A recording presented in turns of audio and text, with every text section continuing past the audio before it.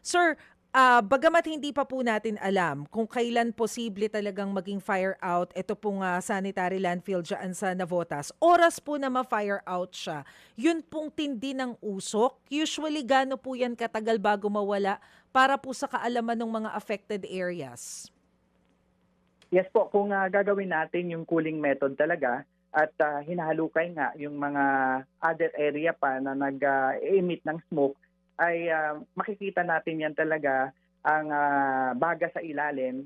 Kaya pag talagang fire out na yan, ay automatically ay halos wala nang mai-emit na usok yan. No? Maliban nga sa cooling system na ginagawa natin to quenching or using the water, yung pag takip nga natin ng mga buhangin or soil para talagang totally i-deprive natin ng oxygen. So in the absence po of baga or fire, ay wala na rin pong usok. So matatanggal agad siya?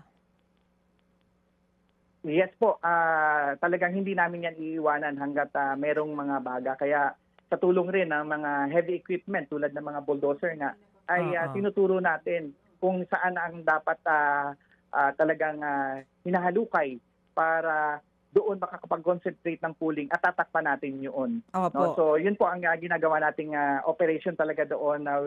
We are assuring the public naman na talagang kahit usok ang meron dyan ay hindi namin yan iiwanan. Opo. Pero sir, yun nga po, oras na totally mawala na talaga yung apoy, hindi naman agad nawawala yung amoy nung usok para makapaghanda yung mga taga Bulacan, yung mga karatig na area. Hanggang kailan nila kailangan magsuot ng N95?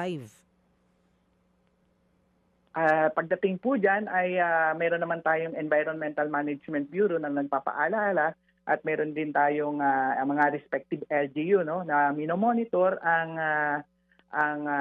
hangin sa paligid. So yun po, ano na lang tayo, tumaliman na lang tayo doon sa advisory ng mga concerned agency po. Pero again, kung masuppress na yan, wala na yung usok. No? Kung usok per se ang pag-usapan. Na hindi pa natin sure ngayon kung kailan kasi ongoing pa rin po yung ginagawa ng BFP. Mga kapatid, para sa iba pang mga balita at impormasyon, sundan niyo po kami sa X, Instagram, Facebook at syempre sa TikTok, True Network PH. Mag-subscribe din po kayo sa aming YouTube channel, True Network. May website din po tayo, truenetwork.ph. At pwede nyo rin po kaming mapanood sa Channel 19 ng aming True FM TV. Lagi pa rin makinig sa radyo dito po sa 105.9 True FM dahil dito, lagi po sa'yo, kapatid. Ito tayo sa totoo, tunay at tapat.